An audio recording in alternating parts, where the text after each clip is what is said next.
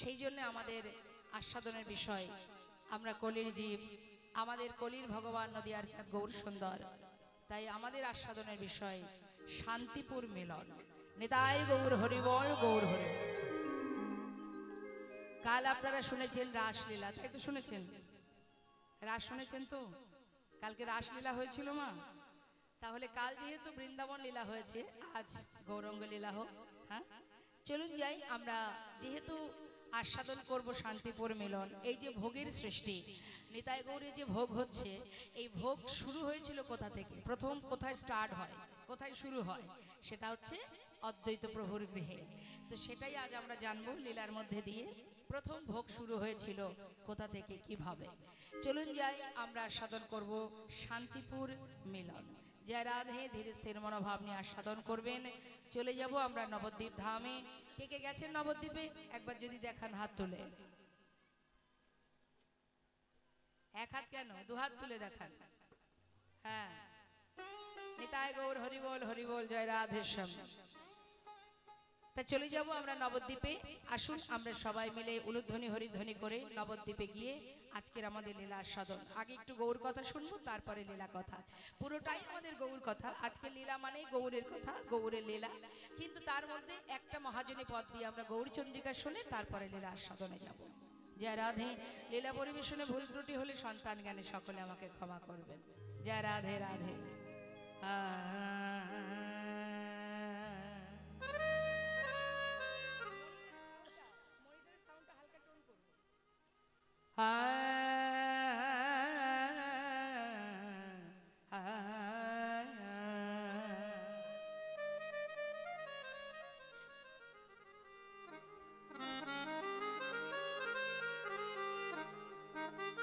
জয় রাধে রাধে।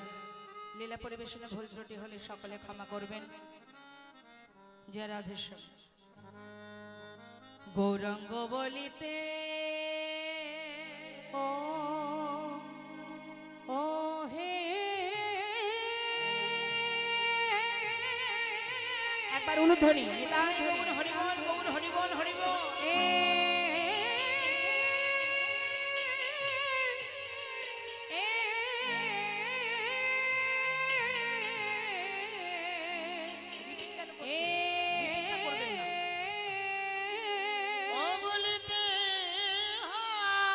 দেখো দেখো যাই রে গোরা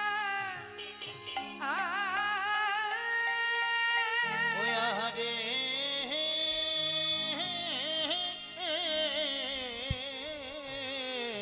যাই রে গোরার বলি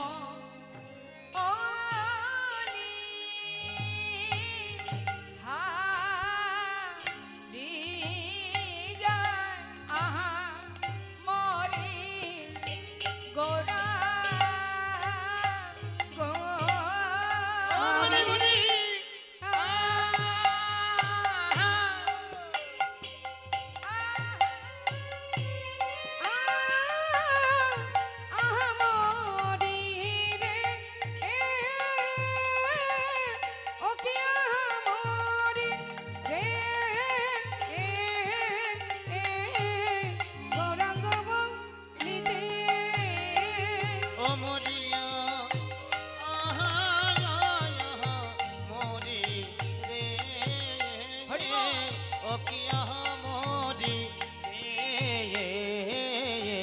গৌরাঙ্গ বলিতে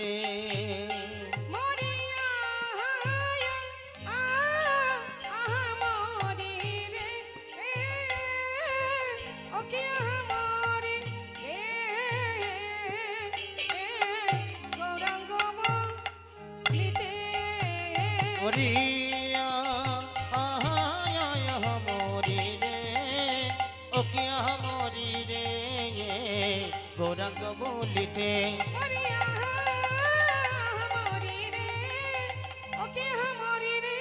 আজ গৌরাঙ্গ বলিতে গৌরাঙ্গ বলিতে হবে পুলক সরি হরি হরি বদনে আর নয়নে বাহিনী আর নয়নে বহেনি। কোনো কষ্ট নয় কলিযুগে, সাধন ভজন নেই, যাগ যজ্ঞ নেই, পূজা অর্চনা নেই, অতি সহজ উপায়, গৌরাঙ্গ বলিতে হবে পুলক শরীর, হরি হরি বদনে নয়নে বহেনি। অর্থাৎ বাবা, আমাদের কাজ কি মা কলিহত জীবে, চলতে ফিরতে কর্মের মধ্যে দিয়ে যদি তুমি বদনে হরিগুণ গান করতে পারো, আলাদা করে সেজে গুজে আপনাকে সবকিছু সাজিয়ে নিয়ে তারপরে বসে ভজন করতে হবে, এরকম কোনো নিয়ম কলিযুগে নেই। অন্যান্য যুগে ছিল, কিন্তু কলিযুগে কিচ্ছু নেই, কোনো কষ্ট নেই, অতি সহজে বদনে হরি নাম করলেই তুমি তার ভাগবত, তার কৃপা লাভ করতে পারবে, ভগবত চরণ লাভ করতে পারবে। তবে হরি নাম করো, কৃষ্ণ নাম করো, নাম যে তুমি করবে, তোমার ভিতরে যদি কোনো কুআশা থাকে, কু মনোভাব থাকে, কিছু কিছু মানুষ আছে যারা ভগবানকে ভালোবাসে নিজেদের স্বার্থ সিদ্ধির জন্য, আছে না? যেমন মনে করুন বাড়িতে সরস্বতী পূজা কারা দেয়? মা সরস্বতী ঠাকুরকে বাড়িতে এনে মায়ের পূজা হয়, মা সরস্বতী মায়ের পূজা হয়। তিনি হচ্ছেন বুদ্ধির দেবী, সঙ্গীতের দেবী, বিদ্যার দেবী, সেই কারণে তাকে আনা হয়। কেন? যদি বাড়িতে কেউ লেখাপড়া করে, কেউ যদি গান বাজনা শেখে, তখন দেখবেন সেই বাড়িতে মা সরস্বতীকে আনা হয় পূজা করার জন্য। অর্থাৎ উদ্দেশ্য তো একটা আছেই মা, তাই না? আচ্ছা, আবার কেউ দেখবেন লক্ষ্মী পূজা করে, কেন? ধন সম্পদে পরিপূর্ণ থাক আমার সংসার। বিশ্বকর্মার পুজো করে, কেন? বাড়িতে যদি কলকারখানা থাকে, গাড়ি ঘোড়া থাকে, তার জন্য বিশ্বকর্মার পূজা হয়। দেখবেন বাস স্ট্যান্ডে, অটো স্ট্যান্ডে, ভ্যান স্ট্যান্ডে, সব জায়গাতেই বিশ্বকর্মার পুজো হয়। কেন হয়? ওই যে কলকারখানা, গাড়ি ঘোড়া চলে, সেই কারণে। তার মানে উদ্দেশ্য নিয়ে আমরা সবাই দেবদেবীর পূজা করি। কিন্তু ভগবান কি বলছেন? এত ঘটা করে সুন্দর করে আমায় পূজা দিতে হবে না। যদি চলতে পথে কর্মের মধ্যে দিয়েও বদনে একবার মহামন্ত্র জপ করো, হরিবোল বলতে পারো, তুমি যদি এক পা এগিয়ে যাও, আমি তোমার দিকে 100 পা এগিয়ে যাবো। কত সহজ উপায় দিয়েছেন আমাদের করুণাময় গৌর সুন্দর। ধরলাও গ্রহণ করো, হাতে ধরে পায়ে ধরে, স্থান কাল পাত্রের প্রয়োজন নেই। তবে হরিনাম যদি তুমি করতে চাও, যদি তোমার মনে হয় যে তুমি ভগবত চরণ লাভ করবে, সেই জন্য ডাকো, সেই জন্য নাম করো। তাছাড়া আমাদের আর কি করার আছে মা?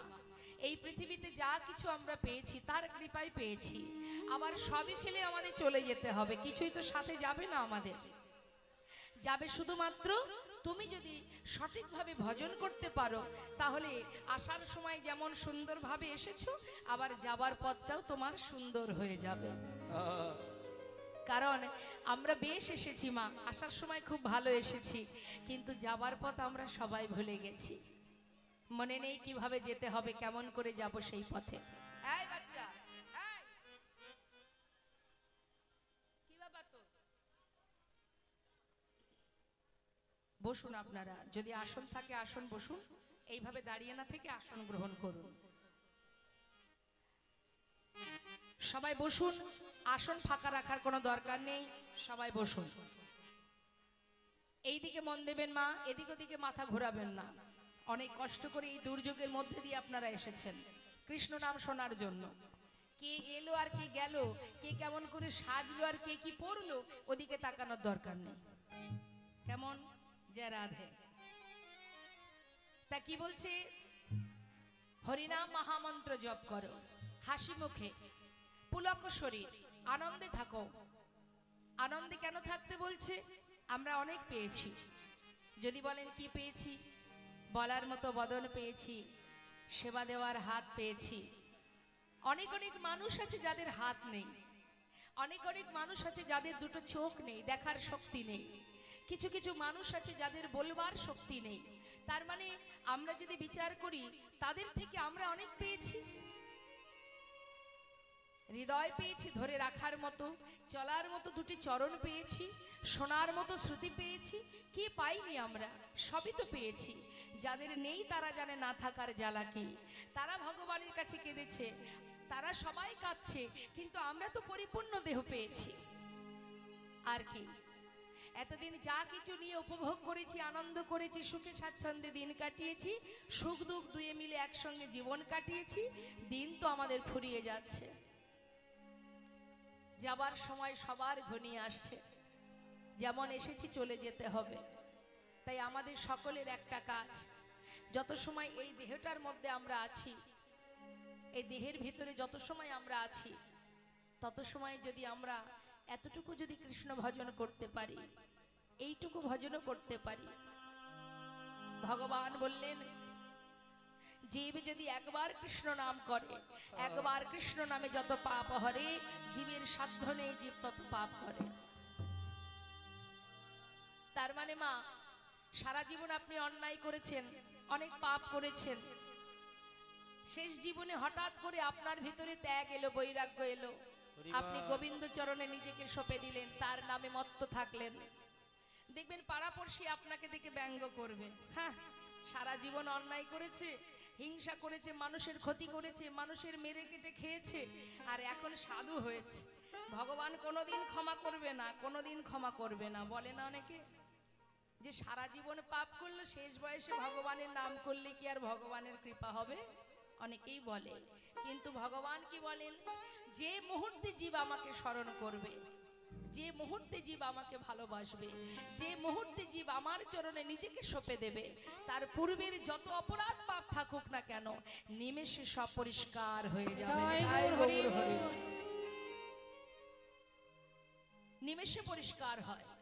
আপন আপন গুরুচরণ আশ্রয় করে যদি একবারও হরি বল বলা যায় মা, তার একটা সুন্দর প্রমাণ আপনাদের দিই, শুনুন। একজন চোর চুরি করে, প্রতিদিন চুরি করে বাবা, চোরের যা ধর্ম চুরি করা। এখন বাড়ির মালিক টের পেয়েছে চোর চুরি করে নিয়ে চলে যাচ্ছে।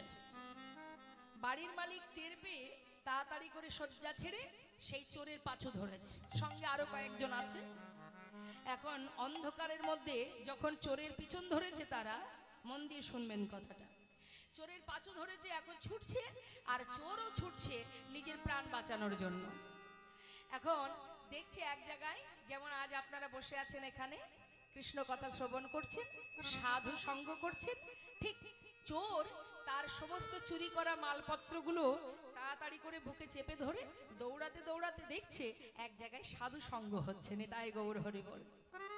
যেই না দেখেছে সাধু সঙ্গ হচ্ছে, ভাবছে এই সুন্দর জায়গায় যদি আমি একবার লুকিয়ে যাই, আমাকে আর কেউ চিনতেও পারবে না, ধরতেও পারবে না।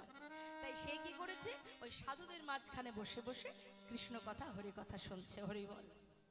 এখন যিনি পাঠক ভাগবত পাঠ করছেন, তিনি হঠাৎ ওই কথা বলতে বলতে বলে উঠলেন, যদি কোনো জীব দীক্ষা মন্ত্র গ্রহণ করে, দীক্ষা মন্ত্র গ্রহণ করে, তার পুনর্জন্ম হয়। নিতাই গৌর হরি বল। মন্ত্র নেবার পর, দীক্ষা গ্রহণ করবার পর তার আবার অর্থাৎ নতুন জন্ম হয়। এই কথাটা কিন্তু চোরের কানে ঢুকে গেছে। চোর কি করেছে, ভাগবত শেষ হওয়ার পরেই যারা যারা চোরকে ধরার জন্য এসেছিল বাড়ির মালিক, তারা আর খুঁজে পায়নি বলে যে যার ঘরে চলে গেল। আর এদিকে সেই চোর ভাগবত শেষ হওয়ার পরে সাধুর কাছে গিয়ে বলছে, সাধু বাবা, তুমি যে ভাগবতে বললে যে যে কেউ দীক্ষা গ্রহণ করে তার নাকি পুনর্জন্ম হয়, এ কথা কি সত্য? বললে হ্যাঁ, এটা সত্য। তাহলে আজ আমি তোমার কাছে মন্ত্র গ্রহণ করতে চাই, আমাকে মন্ত্র দাও। গুরুদেব হয়ে শিষ্যকে মন্ত্র দিলেন। সেই সন্ন্যাসী, সেই সাধু তাকে মন্ত্র দিল, তাকে শিষ্য করলো। মন্ত্র পাওয়ার পর তার মনে এতটাই বিশ্বাস জন্মালো মা, সে বিশ্বাস নিয়ে মুক্তভাবে পথে পথে ঘুরে বেড়াচ্ছে। নিতাই গৌর হরি বল। ঠিক তার পরের দিন যে ব্যক্তির ঘরে চুরি হয়েছিল, সে দেখছে সেই চোর পথে পথে ঘুরছে। সে তো সাধারণ মানুষের মতো ঘুরছে, কারণ সে পুনর্জন্ম পেয়েছে, নতুন জন্ম পেয়েছে। তাই মনের আনন্দে একেবারে সহজ সরল ভাবে পথে পথে ঘুরছে। আর তাকে দেখেই চিনতে পেরেছে যে এই সেই চোর কাল আমার বাড়ি চুরি করেছিল। আর ছুটে গিয়ে তার হাতটা চেপে ধরেছে, চেপে ধরে বলছে, তুই কাল আমার বাড়িতে চুরি করেছিস? সে বলছে যে আমি আমি এ জীবনে চুরি করিনি। চুরি করিসনি? তুই চুরি করিসনি? আমার ঘরে সবকিছু নিয়ে চলে গেলি, এখন বলছিস চুরি করিসনি? চল। সবাই মিলে তাকে তার হাতটা ধরে একেবারে সোজা রাজার দ্বারে নিয়ে গেছে। সেই সময় রাজাদের একটা নিয়ম ছিল বাবা, অপরাধীকে সাজা দিত কেমন করে জানেন? গরম লোহার যে রড, সেটাকে হাতের উপরে একটা বট পাতা দিয়ে তার উপরে সেই গরম লোহার রডটা বসিয়ে দিত, দিয়ে সুতো দিয়ে হাতের সঙ্গে সেটাকে বেঁধে দিত। তারপর 7 পা এগিয়ে গিয়ে ওই রডটাকে ফেলে দেবে। দেওয়ার পরে যদি দেখে হাতের তলায় পুড়ে গেছে, তবে জানবে সে অপরাধী। এখন যেই না রাজার কাছে নিয়ে গেছে, মহারাজ এ মস্ত বড় অপরাধী আমার ঘরে কাল চুরি করেছে, এর উপযুক্ত সাজা দেয়া হয়। মহারাজ জিজ্ঞাসা করছে, তুমি চুরি করেছো? মহারাজ আমি এ জীবনে চুরি করিনি। চুরি করিসনি? যতবার বলছে এ জীবনে চুরি করিনি, ততবার মালিক রেগে যাচ্ছে। এত বড় সাহস তোর? আমি নিশ্চিত তুই চুরি করেছিস, তোর মুখটা আমার ভালো মনে আছে, তুই কাল চুরি করেছিলি। সে তো বারবার বলছে আমি এ জীবনে চুরি করিনি। আরে মহারাজ, এই কথায় কথায় কাজ হবে না, একে উপযুক্ত সাজা দিলে তবেই এ সত্য কথা বলবে। তাহলে কি করা যায়? এবার পরীক্ষা শুরু হলো। হাতে বট পাতা দিয়ে গরম লোহার রডটা হাতে তুলে দিল, ভালো করে বেঁধে দিল, বলল যাও 7 পা এগিয়ে যাও, তারপরে ওটা ফেলে দেবে। যদি দেখি তোমার হাত পুড়েছে তবেই তুমি অপরাধী। চিন্তা করুন মা, মন্ত্রের কি মহিমা, মন্ত্রের কি গুণ। আহা, যেই না সেই রডটা নিয়ে 7 পা এগিয়ে গিয়ে ফেলে দিয়েছে, ফেলে দেওয়ার পরে দেখছে হাতে কোনো কিছুই হয়নি। মহারাজ রেগে গেলেন, অকারণে একটা নির্দোষ মানুষকে তুমি ধরে এনেছো, যার কোনো অপরাধ নেই, যে কোনো পাপ করেনি, তুমি কেন এনেছো তাকে? কেন তুমি তাকে এইভাবে বিরক্ত করেছো? কেন তাকে বিভ্রান্ত করেছো? এর জন্য তোমাকে সাজা দেওয়া হবে। তখন সেই চোর করজোরে বলে উঠলেন, মহারাজ ওনার কোনো দোষ নেই, সত্যি আমি চুরি করেছিলাম। হরিবল হরিবল। কিন্তু মহারাজ, চুরি করার পর পথের মাঝে এক সাধুর সঙ্গ করতে গিয়ে এক সাধুর কাছ হতে আমি মন্ত্র গ্রহণ করি, আর মন্ত্র গ্রহণ করার পর থেকে আমার পুনর্জন্ম হয়। আর পুনর্জন্ম পেয়েছি বলেই আপনাকে বারবার আমি এটাই বলতে চেয়েছি যে এ জীবনে আমি চুরি করিনি। রাজা অবাক হয়ে গেলেন, বলো কি? মন্ত্রের এমনই মহিমা, এমনই গুণ মন্ত্রের।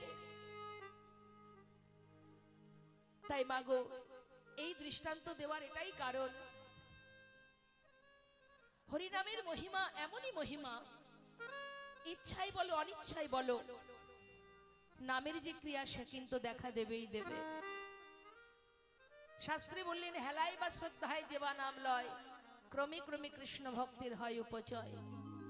কৃষ্ণ গালি দিতে যদি কেউ করে কৃষ্ণ নাম উচ্চারণ, সেই নাম হয় তার মুক্তিরও কারণ। যেভাবেই হরিনাম কৃষ্ণ নাম করো না কেন, তার যা মহিমা, তার যা গুণ, তার যা গুণাবলী, সে কিন্তু উদয় হবেই হবে। তাই বাবা, বৈষ্ণব মহাজন বলছেন, বদনে হরিবোল বলো, গৌরঙ্গ বলিতে হবে পুলক শরীর, হরি হরি বদনে নয়নে বহেনে। বদনে হরিবোল বলো, আর চোখে দুফোঁটা বাড়ি বরিশন করো, কাঁদো, কাঁদতে যদি হয় ভগবানের চরণে কাঁদো, যে হে প্রভু, পেয়েছিলাম সাধের মানব জনম, হে দয়াময়, বলবার শক্তি তুমি দিয়েছো, সেবা দেওয়ার হাত দিয়েছো, কিন্তু এই সাধের মায়ার সংসারে আবদ্ধ হয়ে তোমায় ভালোবাসতে পারলাম না। তাই তোমার চরণে একটা নিবেদন, শুনেছি তুমি নাকি কাঙালের হরি, তুমি দয়াল। হরিবল হরিবল। শুনেছি তুমি পতিত পাবন, ভজনে জানি না, সাধনে জানি না, শুধু তোমার কাছে জানিয়ে রাখি দয়াময়, নিজ গুণে কৃপা করে এই অধমকে তোমার চরণে তুমি ঠাঁই দিও। হরি বল, হরি বল। আর কিছু নয়। যদি কোনো জীব বলতে পারে হে প্রভু আজ থেকে তুমি আমার, আমি তোমার, শুধু তুমি আমার আর আমি তোমার, জীবনের হাজার হাজার অপরাধ দূরীভূত হয় কৃষ্ণ কৃপা লাভ করে, ভগবানের ছত্র ছায়াতে তার জীবন অতিবাহিত হয়। তাই শাস্ত্রে বললেন কাঁদতে যদি হয় ভগবানের চরণে কাঁদো, সংসারের জন্য কেঁদে কি হবে? যতই কাঁদো না কেন, এই সংসার মানে দুঃখময় সংসার, এই সংসার মানে দুঃখময় পৃথিবী। এখানে শুধু যন্ত্রণাই পাওয়া যায় মা, এখানে কোনো সুখ নেই। তাই এসেছি যখন, যখন আমরা চলেই যাব, তো যাওয়ার আগে একবার আমার যে আপনজন, যেটা আমার পরিবার, যেটা আমার সংসার, যেটা আমার ঘর, একবার তার চরণ স্মরণ করতে হবে। তাই আজ বৈষ্ণব মহাজন বলছে আপন আপন গুরুচরণ আশ্রয় করো। যদি গৌরী কৃপা পেতে হয় আগে নিতাই চাঁদের কৃপা লাভ করতে হয়। নিত্যানন্দ প্রভুর চরণ স্মরণ করো। আরে কবে নিতাই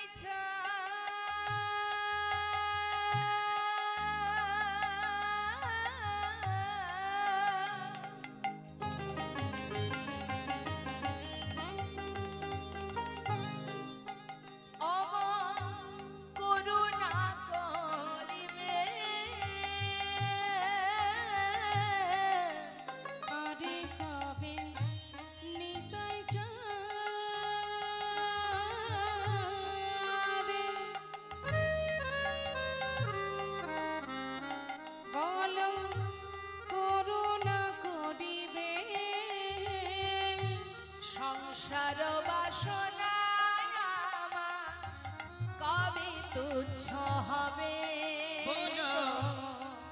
সঙ্গে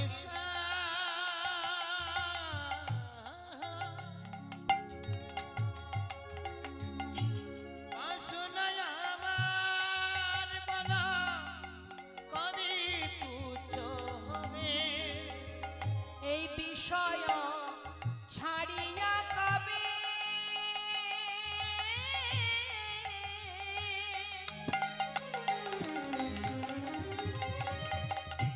শুদ্ধ হবে মন,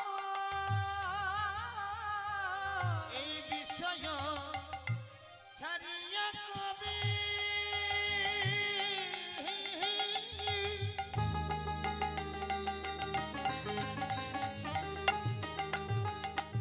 আমার শুদ্ধ হবে এই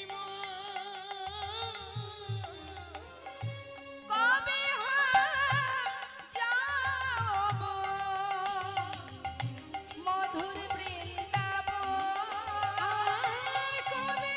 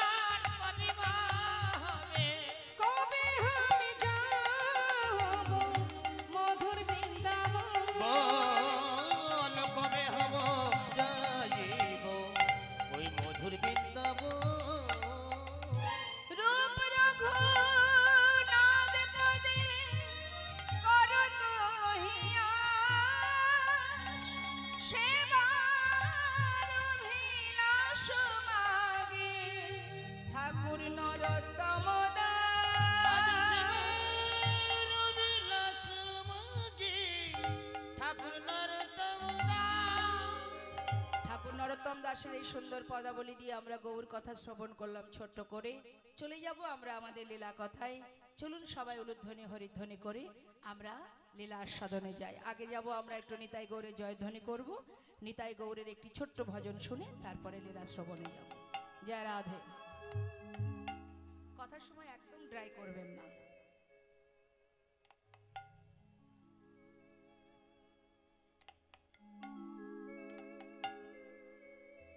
হানিতা হাবুর বলে সোনাই পাল তুলে দাও। হানিতাই হাগর বলে এসো নাই পাল তুলে দাও। হানিতা নিতাই গৌর হরিবল হরিবল। তুলে দাও। অনিতাই ঠাকুর বলে এ সোনাই পাল তুলে দাও। দেখো তোরি কোথা যা ব্রজনা নদিয়া। ওই না দেখো তুজি কোথা যাই যাই ওই বজনা নদিয়া। দেখো তোরি তোরি কোথা যা ওই ব্রজনা নদিয়া। ওই দেখো তোরি কোথা যায় ব্রজনা নদিয়ায়। হানিতা হাগর বলে এসো নাই পাল তুলে দাও। নিতাই গৌর হরিবল হরিবল। হানিতাই হাগর বলে নাই পাল তুলে দাও। ব্রজের সেই কানাই বল।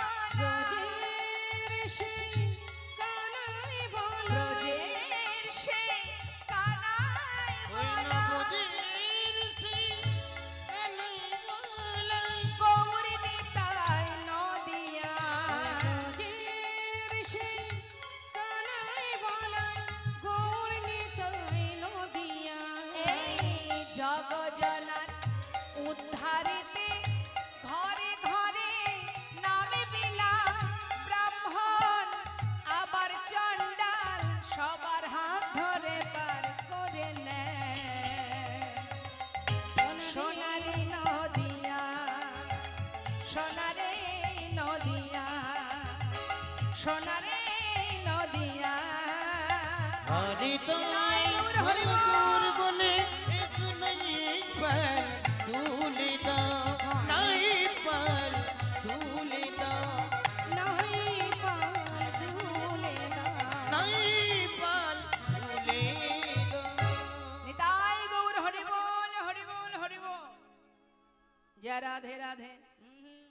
একেবারে কমালে হবে না। সুদাম নবদ্বীপের মাঝে। জয় রাধে। হরে কৃষ্ণ। জয় রাধে। নবদ্বীপের মাঝে নদিয়ার চাঁদ আমার গৌর সুন্দর। আস্তে আস্তে কথা নয় মা। হরিনাম জীবের দ্বারে দ্বারে দিতে দিতে এক সময় তিনি নবদ্বীপ ছেড়ে মাকে ছেড়ে বিষ্ণুপ্রিয়াকে ছেড়ে চিরতরে চলে যান। মা বিষ্ণুপ্রিয়া সবার আগে মহাপ্রভুর বিবাহ হয়েছিল মা লক্ষ্মীপ্রিয়ার সঙ্গে। লক্ষ্মীপ্রিয়ার সঙ্গে বিবাহ হওয়ার পর প্রভু যখন পিতৃভূমি দর্শনে যান, কোথায় পিতৃভূমি? মহাপ্রভুর পিতৃভূমি হচ্ছে বাংলাদেশ, শ্রীহট্ট, যাকে এখন নাম বলে সিলেট। তা সেই শ্রীহট্ট অনেক দূর মা। আমরা যেখান থেকে এসেছি সেই উত্তর 24 পরগনা বনগ্রাম বেনাপোল বর্ডার, যে বর্ডার থেকে বর্ডার পাস হয়ে যদি আমরা যাই সিলেটে, আমরা যখন যেতাম তো আমাদের নাইট কোচ বাসে যেতে 14 ঘন্টা লাগতো। সারা রাত হয়ে যেত, রাত পার হয়ে যেত, দিনের 10টার সময় গিয়ে পৌঁছাতাম। তাহলে একবার চিন্তা করুন যে 14 ঘন্টা বাস আমাদের বেনাপোল থেকে বনগা থেকে 14 ঘন্টা লাগে বাসে, সারা রাত কত স্পিডে যায়। রাত্রের বাস মানে বুঝতে পারছেন লাক্সারি বাস।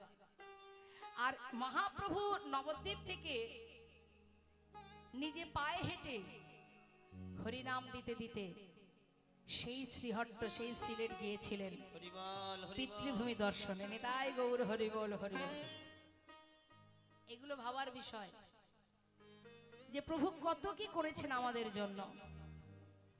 নিজের সহধর্মিনী মা বিষ্ণুপ্রিয়ার সঙ্গে যখন বিবাহ হয়েছিল, মা লক্ষ্মীপ্রিয়া প্রভু যখন সিলেট যান, প্রভুর শোকে কাতর হয়ে কালক্রমে তিনি প্রাণ ত্যাগ করেন।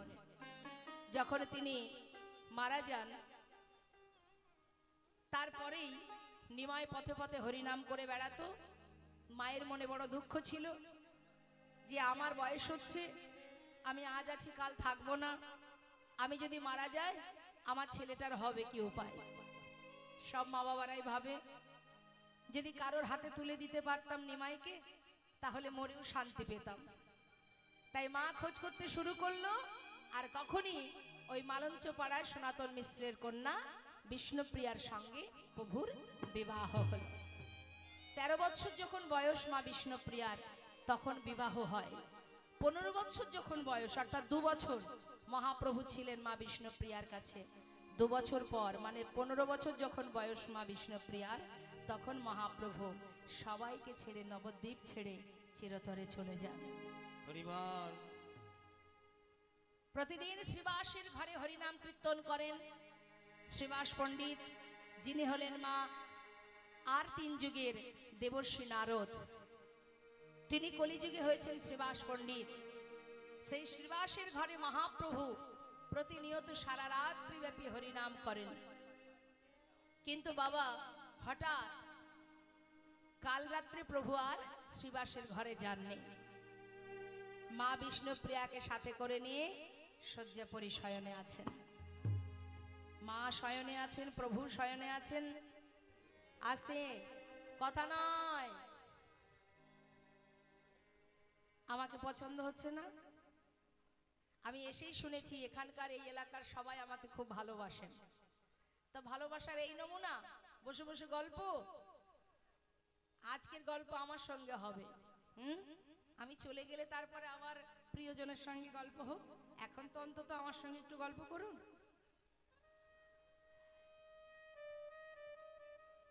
তো মা বিষ্ণুপ্রিয়া প্রভু এক শয্যায় শয়নে।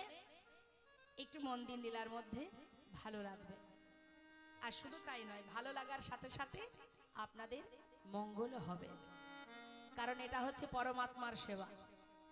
এটাই দেহের সেবা নয়, কিন্তু এটা পরমাত্মার সেবা। অর্থাৎ এই যে পরমাত্মা মানে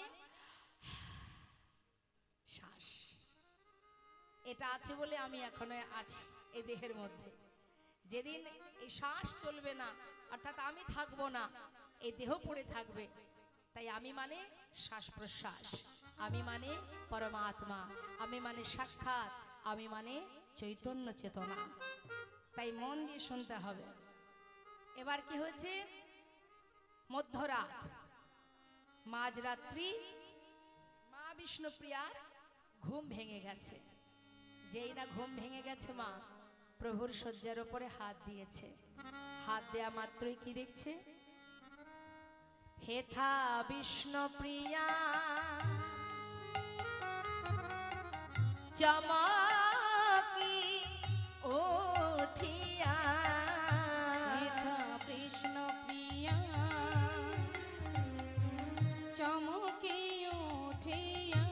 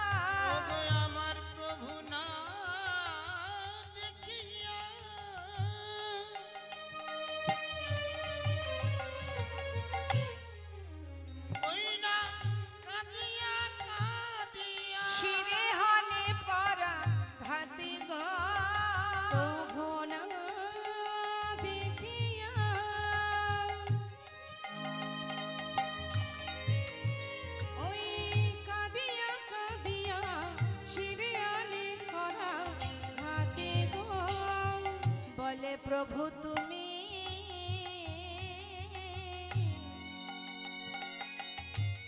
কোথায় গেলে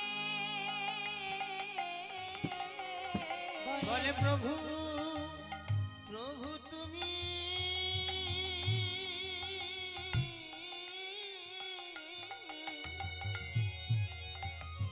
প্রভু তুমি কোথায় গেলে এই অভাগিনীকে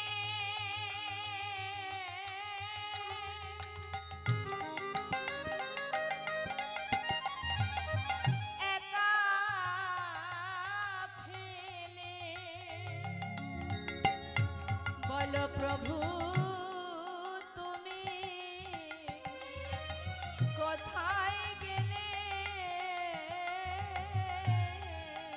এই অভাগিনীকে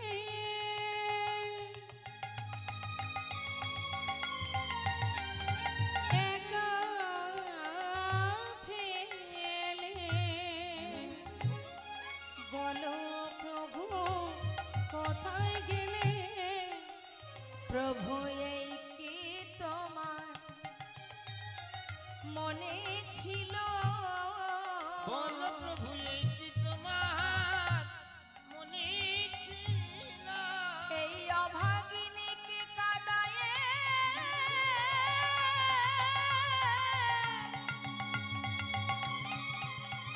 তুমি চলে যাবে বলো এই কি তোমার মনে ছিল এই অভাগিনীকে কাদায়ে তুমি চলে যাবে বলো প্রভু তোমার এই মনে ছিল ওই না প্রভু না দেখিয়া কাঁদিয়া কাঁদিয়া ওই না পালঙ্কি বোলায় মা সচিমা সে তো মনের সুখে ঘুমাচ্ছে মা আর এদিকে মাতা বিষ্ণু প্রিয়া প্রভুকে শয্যা পরি না পেয়ে মনে মনে চিন্তা করছে কি ব্যাপার প্রভু গেলেন কোথায় এত রাত্রে আমাকে ছেড়ে তিনি তো কোথাও এইভাবে যান না তবে আজ তিনি কোথায় গেলেন গেলেন কোথায় ভাবতে ভাবতে হঠাৎ ঘর থেকে বাইরে বেরোলো বাইরে বেরিয়ে তখন কিন্তু মা মধ্যরাত চারিদিকে খুঁজছে কোথাও প্রভুকে পাচ্ছে না মনে মনে চিন্তা করছে তবে কি প্রভু আমাকে ছেড়ে চিরতরে চলে গেল না না তা কি করে হয় তিনি এইভাবে ফেলে কেন চলে যাবে কোনোদিন তো তিনি এমন ভাবে যাননি আমি তো ঠিকঠাক নদীবাসী কাউকে চিনিও না কার কাছে গিয়ে জিজ্ঞাসা করব প্রভু কোথায় আছে মনে মনে ভাবছি এক কাজ করি একবার মাকে গিয়ে বলি শাশুড়ি মা তাই মা বিষ্ণুপ্রিয়া বাড়ির ভিতরে খুঁজে খুঁজে যখন পেল না ঘরের ভিতরে পেল না তখন সচি মায়ের ঘরের দরে গিয়ে দরজার কাছে দাঁড়িয়ে সচি মাকে ডাকছে মা মা মা তুমি একটু দরজা খোলো না মা সচিমা বলছে বৌমা এ তো বৌমার কণ্ঠস্বর চারিদিকে এখনো এত অন্ধকার এত রাত্রে বৌমা কেন উঠেছে কি হলো তিনি ঠিকঠাক চোখেও ভালো দেখেন না বয়সও হয়েছে তাড়াতাড়ি করে দরজা খুলেছে খুলে দেখছে বৌমা দাঁড়িয়ে আছে এ কি মা তুমি কি হয়েছে মা মা আমি বড় বিপদে পড়ে এসেছি বৌমা বিপদ কি হয়েছে তোমার বলো আমাকে মা গো বলবো বলে এসেছি বটে কিন্তু বলতে পারছি না বৌমা, তুমি না বললে বুঝবো কি করে কি হয়েছে আগে বলো কি হয়েছে মা তোমার পুত্র আমার স্বামী আমার প্রভু যাকে নিয়ে আমি একই শয্যায় ঘুমিয়েছিলাম হঠাৎ আমার ঘুম ভেঙে যায় যেই না প্রভুর শয্যার উপরে হাত দিলাম, হঠাৎ দেখলাম প্রভু আর সেখানে নেই। আমি ঘরের ভিতরে সর্বত্র খুঁজেছি, বাড়ির চারিপাশে সব জায়গায় খুঁজেছি, কোথাও তাকে পাইনি মা। তবে কি সে চিরতরে আমাদের ছেড়ে চলে গেল? ছি ছি বৌমা, এমন অলক্ষণে কথা বলো না। আমার নিমাই সে এমন ছেলে নয়, সে না বলে কোথাও যাবে না। বৌমা, আমার মনে হচ্ছে তুমি স্বপ্ন দেখেছো। না মা, স্বপ্ন যদি হতো আমার থেকে খুশি কেউ হতো না মা। এই যে স্বপ্ন নয়, সত্যি। বৌমা, একবার নিয়ে চলো না, আমি নিজে চোখে দেখব। বেশ। সচি মায়ের হাতটা ধরে যেই না প্রভুর শয়ন মন্দিরে নিয়ে গেছে, দেখছে পড়ে আছে সোনা, তার পুত্রের গলার বনফুলের মালা, চরণের নূপুর, সবই ধুলাই গড়াগড়ি যায়, কিন্তু নিমাই আর নেই। মা চিৎকার করে কাঁদতেও পারছে না। মা যে চিৎকার করে কাঁদবে, তাহলে ঘরে যে অভাগিনী বৌমা, তাকে সান্ত্বনা দেবে কে? তাই মনের কষ্ট মনে চেপে রেখে বলছে, বৌমা, আমার মনে হয় আমার নিমাই তো একটু হরিনাম ভালোবাসে, নিশ্চয়ই হরিনাম করার ইচ্ছা জেগেছে, কাউকে কিছু না বলে নদিয়ার পথে পথে হরিনাম করে বেড়াচ্ছে। তুমি মন খারাপ করো না, আমি তোমায় কথা দিচ্ছি মা, নিমাই যেখানে থাক, যত দূরে থাক, আমি তোমার কাছে নিয়ে আসব। তুমি কেঁদো না, শান্ত হও, আমাকে একটা লণ্ঠন দাও। আমি তো অন্ধকার, চোখে ভালো দেখতেও পাই না, বোঝো তো বয়স হয়েছে, দাও দেখি একটা লণ্ঠন দাও। বৌমাকে সান্ত্বনা দিয়ে হাতে একটা লণ্ঠন নিয়ে পাগলিনীর বেশে মা আমার সন্তান সুখে কাতর হয়ে নদিয়ার পথে পথে, সমস্ত নদীবাসী ঘুমিয়ে আছে, আর মা একাকিনী হাতে লণ্ঠন নিয়ে তার বসন অঞ্চল ধুলাই গড়াগড়ি যায়, নিমাই নিমাই বলে পথে পথে কাঁদে। হরিবল। আহা দূরেতে যা জ্বালায়ে বাতি,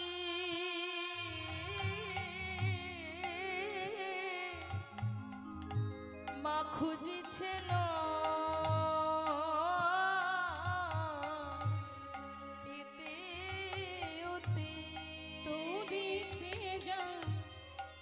জ্বালায়ে বাতি,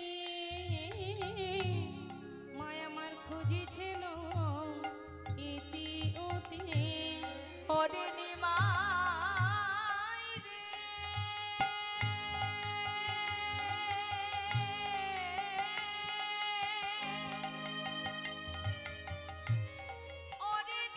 ওরে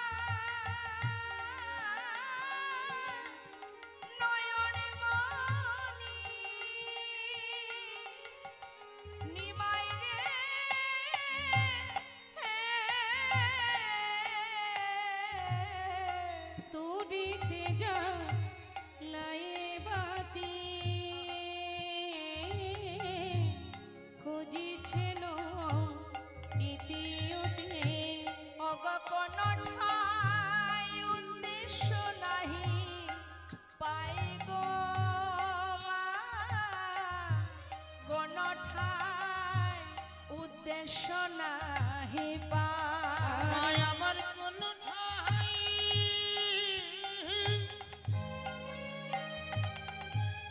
উদ্দেশ্য নাই পাই গো,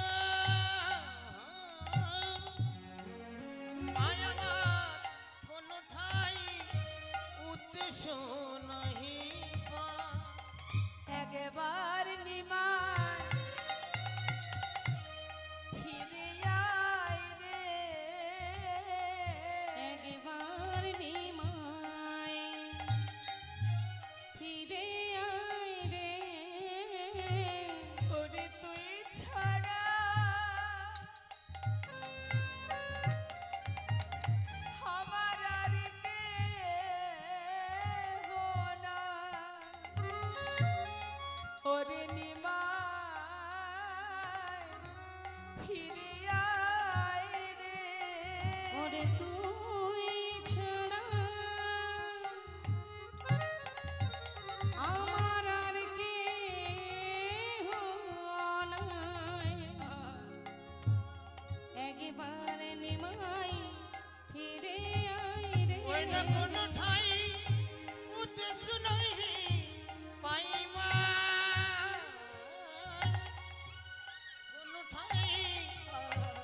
सो नहीं नहीं पाए কোথাও খুঁজে পাচ্ছে না, চারিদিকে অন্ধকার, নদেবাসী ঘুমিয়ে আছে।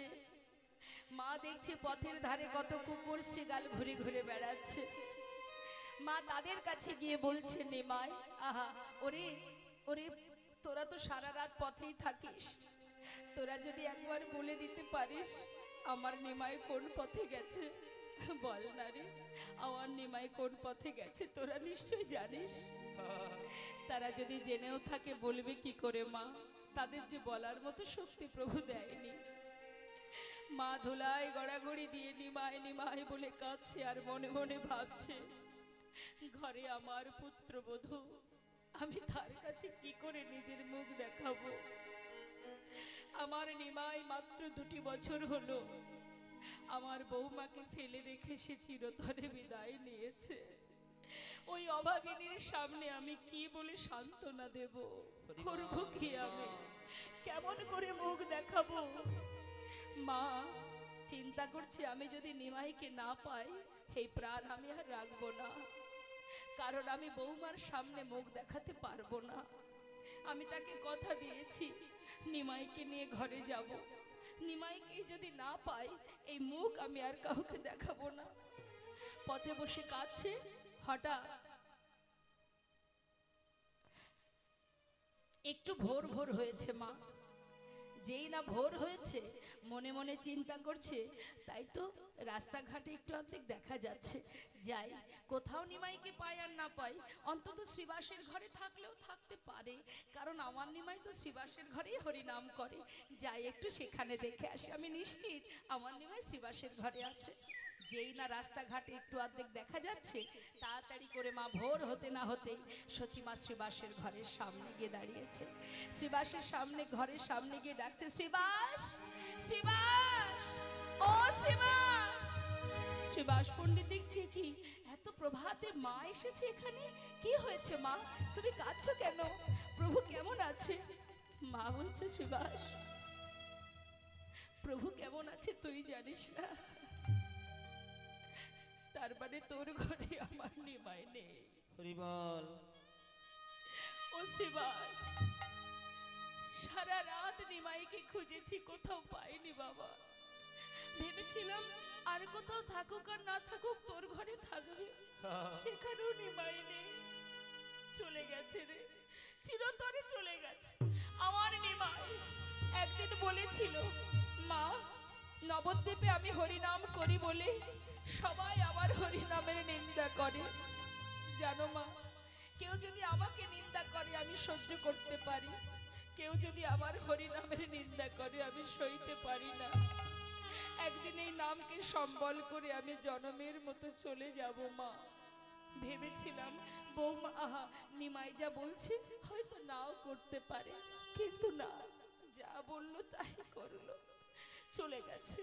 শ্রীবাস চিরতরে চলে গেছে রে, এই নবদ্বীপ ছেড়ে, মাকে ছেড়ে, সবাইকে কাটিয়ে জনমের মতো আর ফিরে আসবে না নিমাই, আর ফিরে আসবে না। না না, এই মুখ আমি আর বৌমার সামনে দেখাতে পারবো না, আমি আর বাঁচতে চাই না। যে সন্তান মাকে কাঁদিয়ে চলে যায় আর আর আমি বেঁচে থাকতে চাই না। ছুটতে ছুটতে যাচ্ছে গঙ্গায় প্রাণ বিসর্জন করবে। পিছন থেকে মুরারি মুকুন্দ অদ্বৈত আচার্য প্রভু গদাধর শ্রীবাস পণ্ডিত পাছু পাছু যাচ্ছে নিতাই চাঁদ। মা, মা তুমি নিজেকে বিসর্জন করো না মা, প্রভু চলে গেছে আমাদের ছেড়ে, এরপরে তুমিও যদি চলে যাও আমরা কি নিয়ে বাঁচবো মাগো, তুমি নিজেকে বিসর্জন করো না, একটু দাঁড়াও মা। পাছু পাছু ছুটছে আর এদিকে মা নিমাই নিমাই নিমাই বলে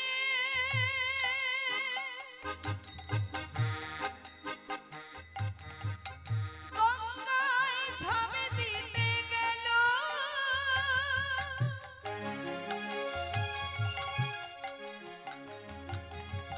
ছুটে এসে নিত্যানন্দ মায়ের ধরিল।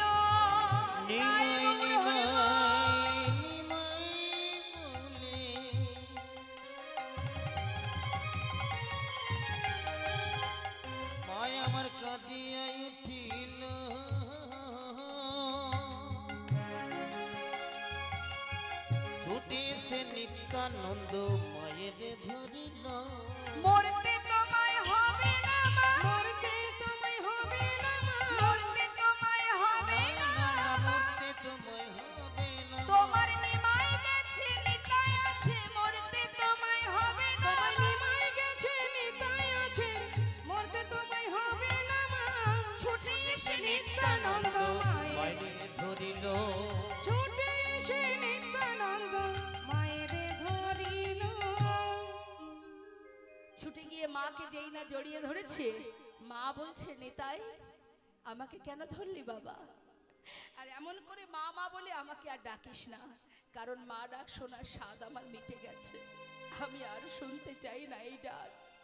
আমাকে ছেড়ে দে বাবা, বিদায় দে আমায়। মা মা তুমি একটু শান্ত হও, আমার একটা কথা শোনো মা। দেখো আমি তো তোমার পুত্র, আমি তোমায় কথা দিচ্ছি মা গো, ভাই যেখানেই যাক না কেন আমি ভাইকে তোমার কাছে নিয়ে আসব। ওরে নেতাই আমাকে সান্ত্বনা দিচ্ছিস বাবা? শোন, এমন করে আমায় সান্ত্বনা দিস না, কারণ আমি জানি যে সন্তান একবার ঘর ছেড়ে সন্ন্যাসী হয় সে সন্তান আর কখনো ঘরে থাকতে পারে না। আমাকে সান্ত্বনা দিস না, তুই আমায় ছেড়ে দে মা, আমি তোমায় সান্ত্বনা দিচ্ছি না। আমার একটা কথা শোনো, ভাই যদি সন্ন্যাস ধর্ম গ্রহণ করেও থাকে আমি তোমার কাছে ধরে আনবো, আর যদি গ্রহণ না করেও থাকে আমি তবু তোমার কাছে ধরে আনবো। তুমি অন্তত আমার একটু কথা শোনো, নিজেকে এমন করে গঙ্গার জলে বিসর্জন করো না মা। তুমি ফিরে যাও, ঘরে ফিরে যাও। পারবি তো নিমাই? নিতাই আমার নিমাইকে ধরে আনতে পারবি তো নিতাই? মা পারবো। যাও ঘরে গিয়ে তুমি বৌমাকে বলো আমি খুব শিগগিরই নিমাইকে নিয়ে আসছি। মা সচিমা ঘরে ফিরে গেল, বিষ্ণুপ্রিয়াকে সান্ত্বনা দিয়ে রইলেন। আর এদিকে নিত্যানন্দ প্রভু নিমাইকে খুঁজবার জন্য পাগলের ন্যায় ছুটছে। কোথায়? কাটোয়া কাঞ্চন নগরে। আর এদিকে নবদ্বীপে নিমাইকে হারিয়ে সবাই নিমায়ের বিরহে কাতর। ভোর হতে না হতে গোটা নদিয়াবাসী জানতে পারলেন যে নিমাই নদিয়া ছেড়ে চলে গেছে। জানতে পেরে সবাই আপন আপন গন্তব্যস্থল ছেড়ে, ঘর ছেড়ে সুরধুনী গঙ্গার পাড়ে এসে ধুলায় গড়াগড়ি দিয়ে সবাই নিমাই নিমাই বলে চিৎকার করে ডাকছে। হরি বল, হরি বল। নবদ্বীপের কেমন অবস্থা মহাজন দূরে বসে পদাবলী লিখছেন যে গৌরহরিকে হারিয়ে নবদ্বীপের কেমন অবস্থা। কত সুন্দর পদাবলী লিখছেন। এই সে কথাগুলো শুনবেন। নদিয়া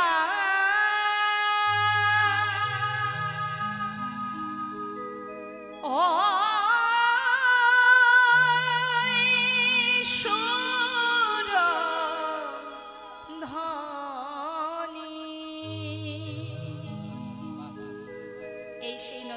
সুরধনী নদিয়া আছে, সুরধনী গঙ্গা আছে, কিন্তু একজন নেই। সে বিনা সকলি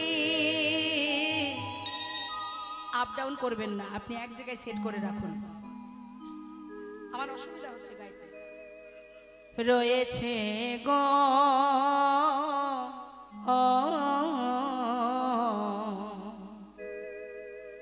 এই সে নদিয়া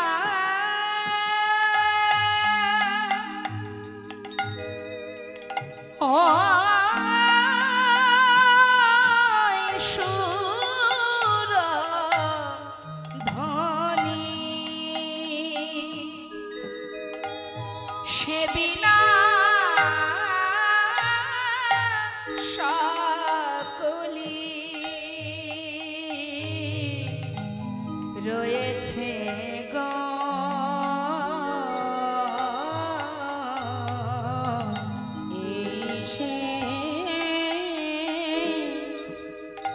নদিয়া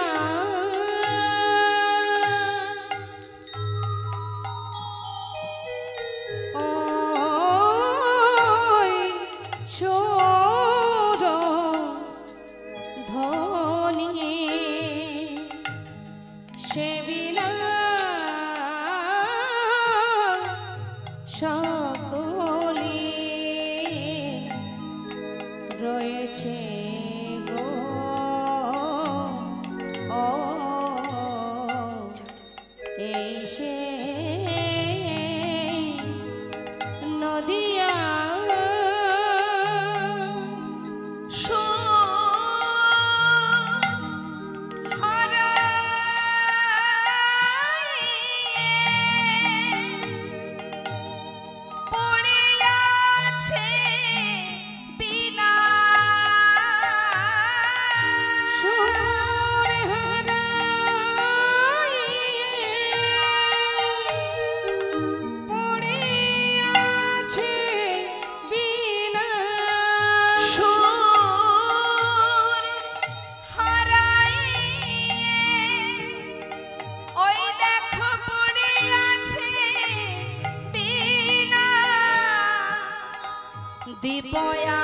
দীপয়াছে শিখা নিভিয়া গো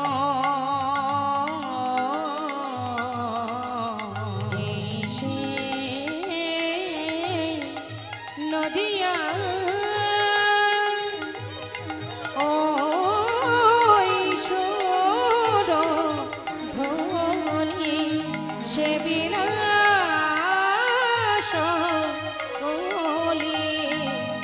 রয়েছে গো এই সে নদিয়া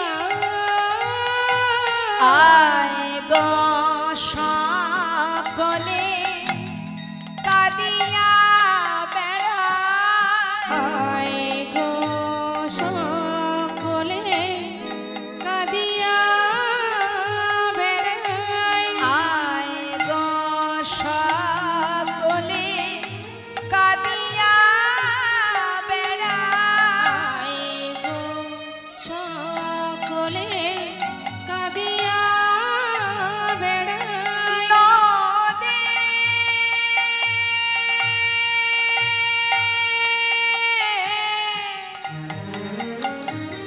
বাঁশি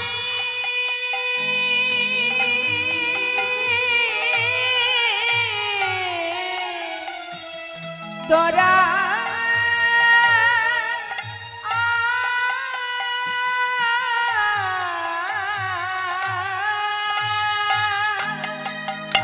হাগর বলে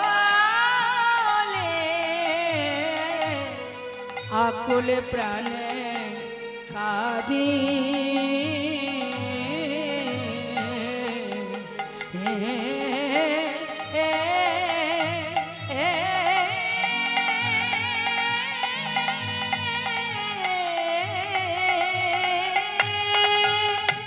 আয় গো সকলে কাঁদিয়া বেড়ায় হাগর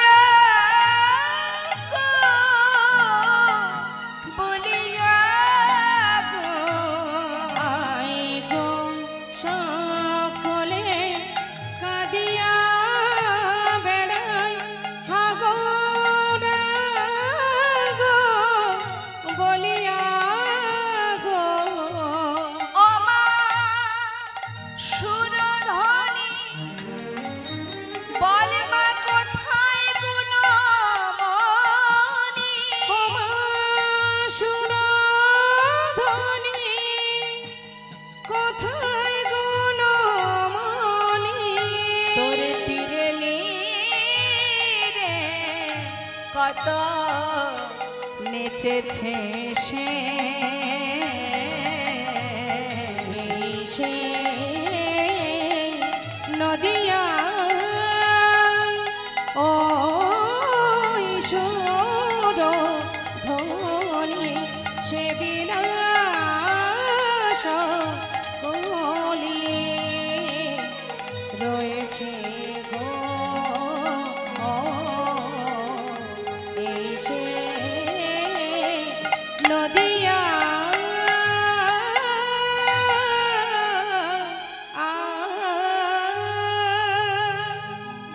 এই সেই নদিয়া ওই সুরধ্বনি সে বিনা সকলে রয়েছে। দ্বীপ আছে সেখানে ভিয়াগো, সুর আছে কিন্তু বিনা আছে সুর নেই। এই হলো নদিয়ার অবস্থা। সবাই নিমাই হারা হয়ে কাঁদছে, আর এদিকে নিতাই চাঁদ তাড়াতাড়ি করে মুরারিকে সাথে করে নিয়ে আর অদ্বৈত আচার্য প্রভুকে নিয়ে চললেন কাটোয়া কাঞ্চননগরে। কেশব ভারতীর আশ্রমে গিয়ে ডাকছে, গুরুদেব গুরুদেব। কি নিতাই, এসো এসো এসো। গুরুদেব, আমার ভাই এসেছিল। হ্যাঁ, এই তো একটু আগে এসে আমার কাছ থেকে সন্ন্যাস ধর্ম গ্রহণ করে চলে গেছে। চলে গেছে? এত তাড়াতাড়ি এলাম তাও ধরতে পারলাম না, নিমাই সন্ন্যাসী হয়ে গেল।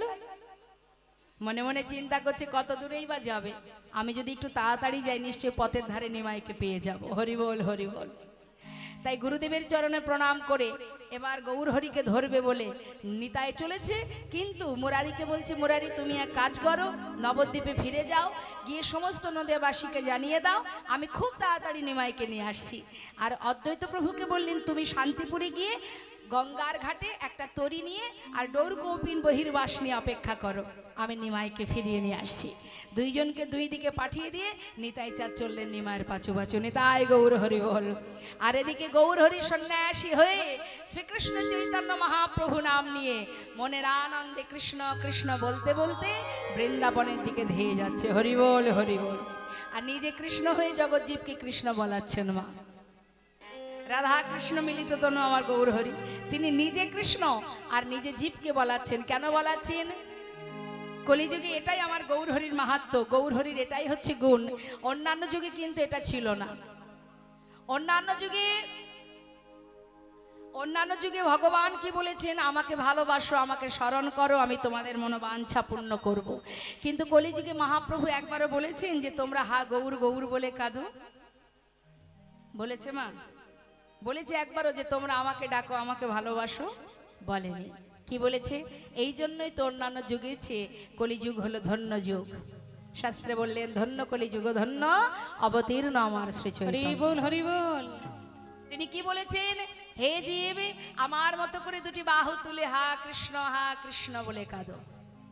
বলেনি একবারও গৌর গৌর বলে কাঁদো। এটাই হচ্ছে পরম দয়াল গৌর হরির গুণমান। হরি বল হরি বল। তোমরা সবাই কৃষ্ণ কৃষ্ণ বলে কাঁদো, ধুলায় গড়াগড়ি দাও। নিজে আচরণ করে জীবকে শিক্ষা দিচ্ছেন, আপনি আচরণ ধর্ম জীবকে শেখায়। আমার যদি আচরণ যদি আমি ঠিকঠাক না দিতে পারি, না করতে পারি, জীবকে কি শেখাবো? সেই কারণে আজ আমার গৌর হরি শ্রীকৃষ্ণ চৈতন্য মহাপ্রভু সেজে চললেন পথ ধরে কৃষ্ণ কৃষ্ণ কৃষ্ণ বলতে বলতে। তো যাচ্ছেন মা কাটোয়া কাঞ্চননগর থেকে বৃন্দাবনের পথে। এখন কাটোয়া থেকে বৃন্দাবনের পথে যাবার পথে মাঝখানে একটি জায়গা আছে, রাঢ় দেশের মাটি, বীরভূম ডিস্ট্রিক্ট, বীরভূম বাঁকুড়ার কিছুটা জায়গা আছে, রাঢ়ীয় দেশ মানে লাল মাটির দেশ, যেটাকে রাঢ় দেশ বলা হয়। এই রাঢ় দেশের প্রভু আমার 3 দিন ধরে ঘুরছেন গৌর হরি। 3 দিন রাঢ় দেশে করিয়া ভ্রমণ, কৃষ্ণ নাম না শুনিয়া প্রভু করেন ক্রন্দন। প্রভু করেন ক্রন্দন। গৌর হরি কাঁদছে মা। কেন কাঁদছে? যে 3 দিন ধরে রাঢ় দেশের মাটিতে আমি ঘুরে বেড়াচ্ছি, কোথাও কি একটু কৃষ্ণ নামের ধ্বনি শুনতে পাবো না? এখানে কি কেউ কৃষ্ণ নাম জানে না? ধুলায় গড়াগড়ি দিচ্ছে। রাঢ় দেশের মাটি কেমন? কঠিন কাকর বালি দিয়ে ভরা। ওই কঠিন কাকর বালিতে প্রভু আমার গড়াগড়ি দিচ্ছেন আর মনে মনে কাঁদছেন যে এখানে কি কারোর মুখে একটু কৃষ্ণ নাম শুনতে পাবো না? এখানে কি কেউ কৃষ্ণ নাম জানে না? দুঃখ করছে। হঠাৎ কি হলো দেখুন মা, ওই রাঢ় দেশের মাটিতে ছোট ছোট বালকেরা তারা মাঠে এসেছে ধেনু চড়াতে। দেখবেন আজও যারা বীরভূম ডিস্ট্রিক্টে গেছেন, যদি কখনো যান, যদি তারাপীঠে যান, নিতাই চাঁদের যে জন্মভিটা, যেটা আপনারা দর্শন করতে যদি যান কখনো বীরভূমের 1 চক্র গ্রাম, তো দেখবেন ওইদিকে এখন এই নিয়মটা আছে, গাভীদের গলায় কিন্তু কোনো দড়ি থাকে না। যত গাভী আছে, ধেনুবৎস আছে, তাদেরকে ছেড়ে দেওয়া হয়। তারা যে যার মতো তৃণ সেবা করে, আর সারাদিন ধরে তৃণ সেবা করিয়ে তাদেরকে বেশ সুন্দর করে খাওয়িয়ে দাওয়িয়ে নিয়ে সন্ধ্যা হওয়ার আগে যারা দায়িত্ব নিয়ে নিয়ে যায়, তারা আবার যার যার গাভী তার তার ঘরে পৌঁছে দেয় সন্ধ্যা হলে। এইভাবে মাস গেলে মাসের শেষে তাকে একটা পাড়াপড়শিরা সবাই মিলে একত্রিত হয়ে কিছু পারিশ্রমিক দেয়। যারা খুবই গরিব দরিদ্র তারাই এই কর্মগুলো তখন করত। এখনো আছে এই নিয়মগুলো। আর বিহারের দিকে তো আছেই, বিহারের দিকে গেলেই দেখতে পাবেন, যদি কখনো যান দেখবেন বেশ কয়েকজন মিলে পাড়ার গাভীগুলোকে নিয়ে মাঠে যায়। এখন ওই ছোট্ট ছোট্ট বাচ্চারা 5 থেকে 10 তাদের বয়স, 5, 6, 7, 8, 9, 10 এই হচ্ছে তাদের বয়স। তারা সবাই মিলে মাঠে এসেছে ধেনু চড়াতে। আর মহাপ্রভু দূরে দাঁড়িয়ে আছে, মনে মনে ভাবছে যে এখানে কি কারোর মুখে কৃষ্ণ নাম শোনা যাবে না। ভাবছে, হঠাৎ করে বালকেরা বলা বলি করছে, এই ভাই, এই বল না, এই শোন। এখন এই 5 থেকে 10 এই যে বাচ্চাগুলো, এদের কারোর কথা পরিষ্কার, কারোর বা এখনো ভাষা পরিষ্কার হয়নি। আবার তাদের দেখবেন বন্ধুদের মধ্যে একটা নাম হয় না মা, দেখবেন আপনারা ভালোবেসে ছেলে মেয়েদের যে নাম রাখেন, আবার দেখবেন বন্ধুরা বন্ধুদের মধ্যে আবার একটা ডাকাডাকি এক ধরনের নাম আছে। হ্যাঁ, তা এখন ওই ছোট ছোট বাচ্চা, তাদের নামগুলো একটু বলি। কারোর নাম ক্যাবলা, এগুলো বন্ধুদের মধ্যে ডাকাডাকি হয়। কারোর নাম পটলা, এই আমি পটলা। কেউ আবার কারোর নাম নিধিরাম সর্দার, এই যে কারোর নাম বিড়বিড়ে। হ্যাঁ, এগুলো সব বন্ধুদের ডাকাডাকি হয়। হ্যাঁ, এখন তারা সবাই মিলে মাঠে এসে ধেনু চড়াচ্ছে, গাভীগণকে ছেড়ে দিয়ে বলা বলি করছে, এই ক্যাবলা এদিকে আয়। বিড়বিড়ে বলছে, জানিস ক্যাবলা, আজ না একটা নতুন খেলা খেলবো। শোন, প্রতিদিন সন্ধ্যাবেলা যখন আমি ঘরে যাই, আমার ঠাকুর দাদা আমাকে কোলে বসিয়ে ভালো ভালো গপ্প শোনায়। গপ্প? হ্যাঁ রে, আমার ঠাকুর দাদা নাকি লগদ্বীপে গিয়েছে। এই শোন শোন, নবদ্বীপ নয় রে, নবদ্বীপ। ওই হলো, শোন না, মানে ভাষা তো পরিষ্কার নয় মা, বলছে লগদ্বীপ। আরে বাবা বল নবদ্বীপ, যে একটু ভালো বলতে পারে সে আবার বুঝিয়ে দিচ্ছে। এখন বিড়বিড়ে বলছে, ওই হলো শোন, ওই লগদ্বীপে নাকি একটা সোনার মানুষ থাকে। সোনার মানুষ? সোনার আবার মানুষ হয়? আরে বিড়বিড়ে বলছে, ক্যাবলা রে, ঠাকুর দাদা বলেছেন তাকে দেখতে নাকি সোনার মতো, তাই নাকি তার নাম সোনার মানুষ। তাতে আমার কি? ক্যাবলা বলছে, তাতে আমার কি? এই শোন, ওই সোনার মানুষটি নাকি হরি নামের খেলা করেন, তাই গৌর হরি বল। হ্যাঁ, তাতে আমরা কি করব? সোনার মানুষ হরি নামের খেলা করে, তাতে আমাদের কি? আরে আমরা আজকে সেই খেলা খেলবো। বলছে, শোন বিড়বিড়ে, নাম আমার ক্যাবলা, বুদ্ধি কিন্তু আমার 16 আনা আছে। হরি নামের খেলা করতে গেলে খোল করতাল লাগে। এসেছি মাঠে ধেনু চড়াতে, হাতে আছে লাঠি।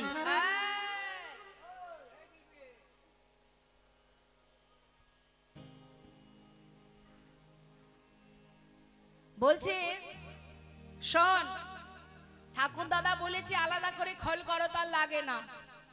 এ আবার হয় নাকি? বলছে প্রত্যেকের কাছে খোল করতাল আছে।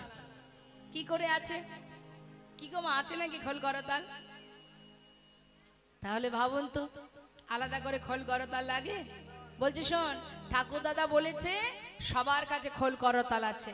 ক্যাবলা রে, তোর নাম যে ক্যাবলা রেখেছে, বেছে গুছে তোর মা বাবা ভালো নামটাই রেখেছে।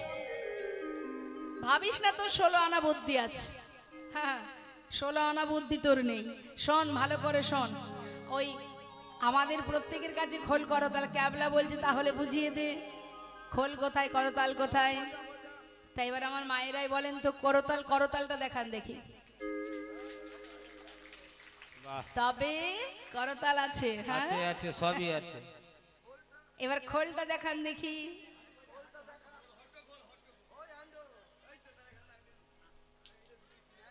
কোথায় খোল? হ্যাঁ, এই দেহটা হচ্ছে খোল। এটা মাটির দেহ, আমাদের দেহ মাটির দেহ, এটা গোবিন্দ সেবার জন্য সৃষ্টি, আমাদের দেহটাও গোবিন্দ সেবার জন্য সৃষ্টি। এটা যেমন বাজালে বাজে, না বাজালে বাজে না, আমাদের দেহ খোল গোবিন্দ সেবায় লাগালে লাগে, না লাগালে লাগে না, তাই না মা? তাহলে বিড় বিড়ে বলছে ক্যাবলা মন দিয়ে শোন, ঠাকুর দাদা বলেছে আমাদের এই দেহ খোলটা নাকি বাজে। কিভাবে বাজে? বাজে খোল, বাজে খোল, বাজে খোল, বাজে খোল, বাজে খোল, বাজে খোল, বাজে খোল, বাজে খোল, হরি নামে কৃষ্ণ নামে বাজে খোল, বাজে খোল, হরি নামে কৃষ্ণ নামে বাজে খোল বাজে খোল। দেহে প্রাণ আছে যতক্ষণ বাজে খোল, বাজে দেহে খোল। প্রাণ আছে যতক্ষণ বাজে খোল, বাজে খোল। বুঝতে পারলি? ঢুকেছে মাথায়, ঢুকেছে? এদিকে আয় শোন।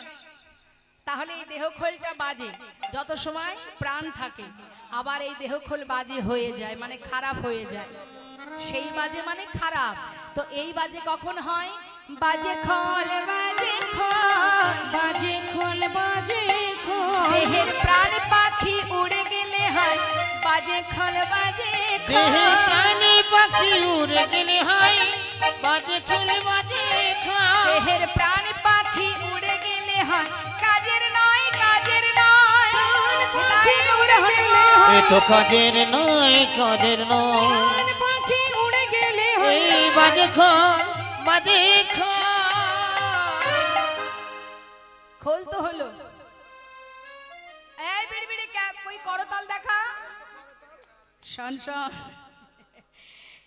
করতাল এই যে আমাদের দুটো হাত, এই দুটো হাত একত্রিত করলে কি হয়? কর যুক্ত তাল, করে করতালি, করে করতালি, করে করতালি, তোমরা কর করে তালি, মুখে বলো হরি হরি, করে করতালি, ওই না মুখে বল হরি হরি, করে কর তালি। আহা মুখে বলো হরি হরি, করে করতালি। ওই মুখে বলো হরি হরি, করে করতালি।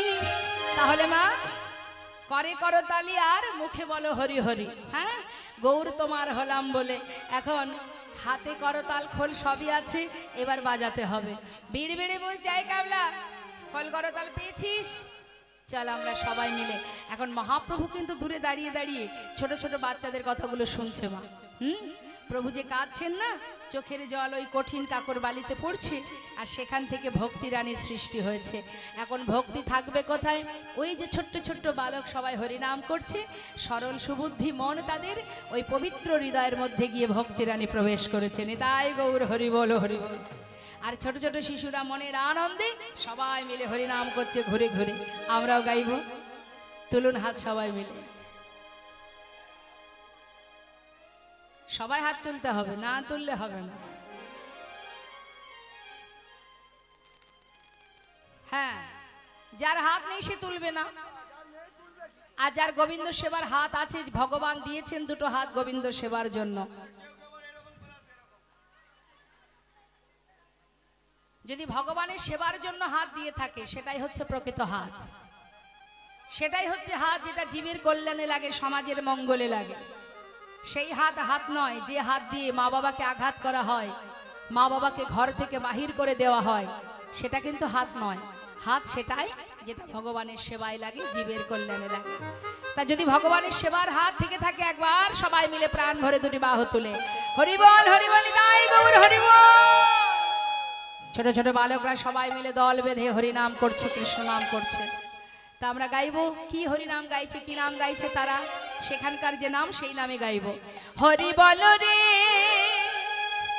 হরি বল রে, বল রে বদন ভরে, হরি বল রে, হরি বল রে, হরি বল, বল রে, বদন ভরে, হরি বল। হাত তুলে ও হরি বল রে, ও হরি বল রে, বল রে বদন ভরে, হরি বল রে। আর হরি বল, হরি বল,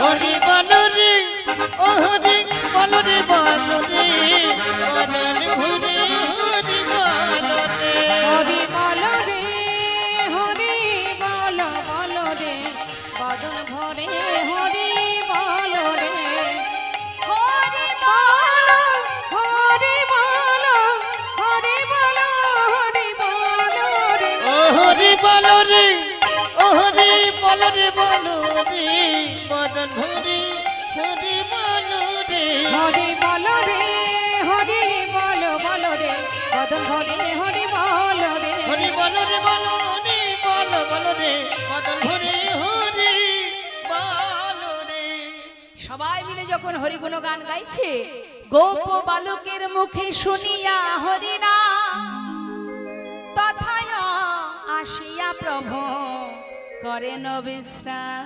করেন বিশ্রাম যেই না ছোট ছোট বালকের মুখে হরিনাম শুনেছে, গৌর হরি কি আর থাকতে পারে মা? সে তো হরিনামের পাগল। নাম শোনা মাত্রই ছোট ছোট শিশুদের মাঝখানে এসে দাঁড়িয়ে পড়েছে। আর যেই না দাঁড়িয়ে পড়েছে, এমন রূপের মানুষ দেখে তারা ভয়ে ভীত। সর্বনাশ, এমন আগুন জ্বলা মানুষ তো আগে কখনো দেখিনি। ঠক ঠক করে কাঁপছে। কোথা থেকে এলো রে বাবা আমাদের হরি নাম শুনে? দেখলে মনে হচ্ছে দেহ থেকে আগুন বাহির হচ্ছে। ওরে ও ক্যাবলা, খুব ভয় করছে ভাই। হ্যাঁ, এই মানুষটা তো এতদিন দেখিনি, আজ হঠাৎ এখানে কি করে এলো? খুব ভয় করছে। আর গৌর হরি এসে তাদের মুখটা ধরে বলছে, বালক, এত মধুর হরিনাম কোথায় পেয়েছিস তোরা? কর বাবা, আরেকটু কর। অন্যান্য বন্ধুরা বলছে, দেখছিস না কত ভালোবেসে কথা বলছে, আদর করছে, ভালোই হবে। প্রভু আমার মাঝখানে বসে পড়েছে মা। তাহলে এবার আমার আপনাদের কাছে প্রশ্ন, ভগবানকে বাঁধতে গেলে কি লাগে? ছোট ছোট বাচ্চারা বেঁধে ফেললেন প্রভুকে, কিসের কিসের দ্বারা বেঁধেছে? ভালোবাসা। এই যে হৃদয় মাঝে শুদ্ধ প্রেম দিয়ে হরিনাম করেছে, সেই নামের রজ্জু দিয়ে তাকে বেঁধে ফেলেছে।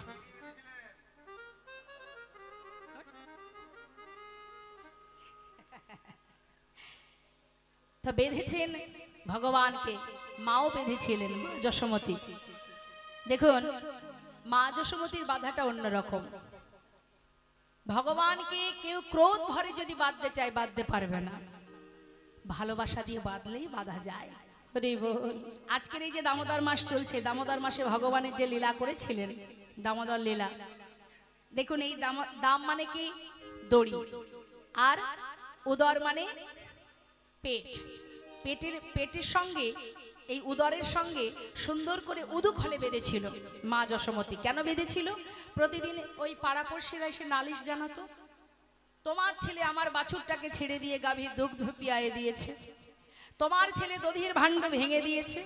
এই দিনের পর দিন নালিশ শুনতে শুনতে মা প্রচন্ড রেগে গিয়ে মনে মনে ভাবছে, আমার তো নবলক্ষ ধেনুর এত দুগ্ধ ক্ষীর ননি মাখন, তাতে কি আমার গোপালের স্বাদ মেটে না? পাড়ায় পাড়ায় গিয়ে সকলের ঘরে গিয়ে ক্ষতি করে, এটা নষ্ট সেটা নষ্ট করে খাওয়ার কি বা প্রয়োজন? কেন আমাকে রাজার পুত্র হয়ে আমাকে কেন নালিশ শুনতে হবে? মার খুব রাগ হতো, গোপালকে বাঁধবার জন্য চেষ্টা করতো, শাসন করার জন্য। এখন আমাদের একটা কথা ভাবতে হবে মা, গোবিন্দ যে অন্যের ঘরে গিয়ে ননি খেত, কেন খেত? এটাকে কি চুরি করা বলে? আমরা তো তাকে বলি যে সে ননি চোরা, তাই না? সে কি সত্যি ননি চুরি করে? না, তার জন্যই তো গুছিয়ে রাখা হয়। ব্রজমাইরা তাকে সেবা দেবে বলেই তো গুছিয়ে রাখে, হ্যাঁ, সাজিয়ে রাখে। কার? বিষ্ণু সেবা দেবে, তাই ভগবানের সেবা দেবে। তা ভগবান স্বরূপ আমার গোবিন্দ তো সেটা গিয়ে নিজেরটা নিজেই খেত, কিন্তু কি হতো না, সবার কাছে সে চোর হয়ে যেত। নিতাই গৌর হরি। এটা তো লীলার কারণে তিনি চোর, কিন্তু চোর তো তিনি নয়, তার জন্য গুছিয়ে রাখতো বলে সে গিয়ে খেয়ে আসতো। তাহলে চোর কি করে হলো? কিন্তু সে চোর, সবার কাছে চোর, লোক সমাজে চোর, চুরি করে, ক্ষয়ক্ষতি করে, নষ্ট করে, ভেঙে চুরে দেয়। এটাই তার রাগ। মা গোপাল, দুষ্টু গোপালকে শাসন করবে বলে মা আমার বাধার চেষ্টা করেছিলেন। যতগুলো গরু আছে প্রত্যেকের দড়ি একসঙ্গে করে, নবলক্ষ ধেনুর রজ্জু যত ছিল সব একটার সঙ্গে একটা বেঁধে গোপালকে যত বাঁধার চেষ্টা করে, সেই 2 আঙুল ফাঁকা থেকে যায়। কেন ফাঁকা থেকে যায়? এই যে 2 আঙ্গুল ফাঁকা, সন্তানের প্রতি মার যে বাৎসল্য প্রেম, সেই ভক্তি ভালোবাসাটুকু তাতে আর নেই। আর ক্রোধ ভরে কি আর ভগবানকে বাধা যায়? মা দেখছেন এত চেষ্টা করছে তবু বাঁধতে পারছি না।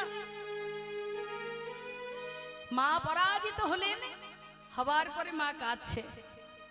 একটা কথা জানবেন, ভগবান কিন্তু মা সব কিছু সহ্য করতে পারে, পারে না ভক্তের চোখের জল। কেউ যদি গোবিন্দ চরণ পাওয়ার জন্য কাঁদে, ভগবান আর পারেন না। মা যশোবতী কাঁদছে, গোপাল আমি তোকে বাঁধতে পারলাম না, তোর কাছে আমি হেরে গেলাম, আমি হেরে গেলাম বাবা।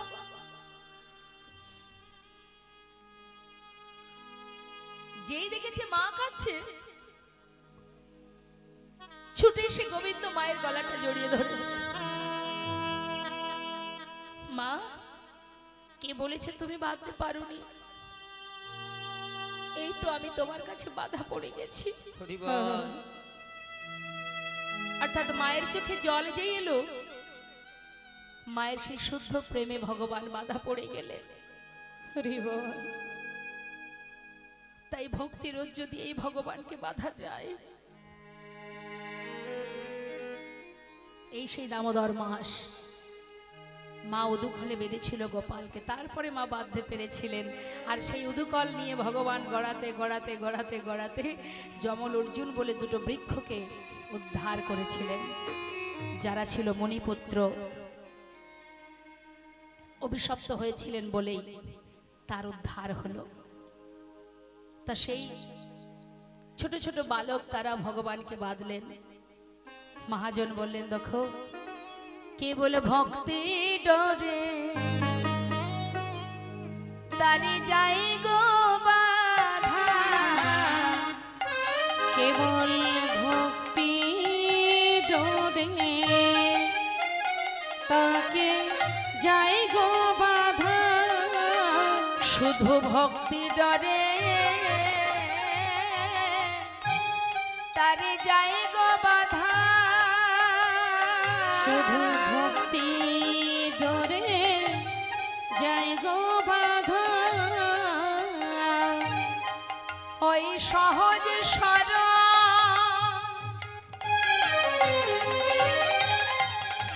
হৃদয় দিয়ে ভক্তি ডরে যাই গো বাধা। ওই না সহজ সরল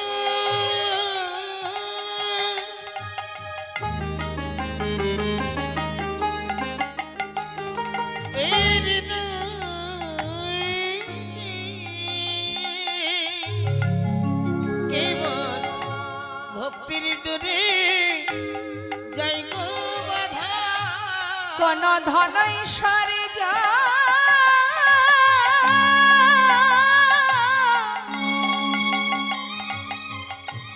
লাগে না গো, কেবল ভক্তি ডরে তারে যাই গো বাধা, কোন ধনৈশ্বর্য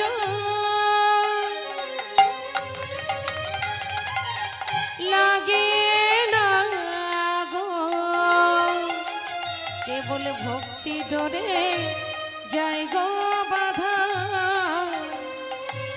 কোন ধনৈশ্বর্য লাগে না গো, কেবল ভক্তি ডরে যাই গো বাধা, কোন ধনৈশ্বর্য লাগে না ওই ভক্তি ভরে যাই গো বাধা, সহজ সরল হৃদয় দিয়ে ভক্তি ডরে যাই গো ওই বাধা, না সহজ সরল হৃদয় দিয়ে কোন ধনৈশ্বর্য লাগে না গো, ভক্তি ডরে যাই গো বাধা।